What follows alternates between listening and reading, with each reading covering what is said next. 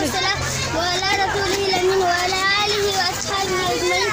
أما بعد، السلام عليكم ورحمة الله وبركاته.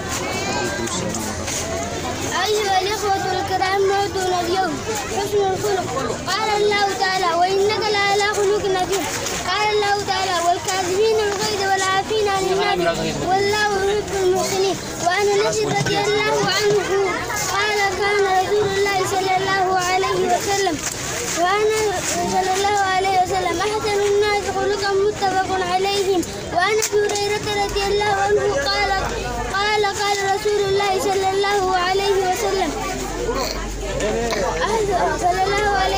أكمل المؤمنين إيمانا أحسنهم خلقا وخياركم عند الله خياركم عند نكاحهم. رواه الترمذي. وعن عائشة رضي الله عنها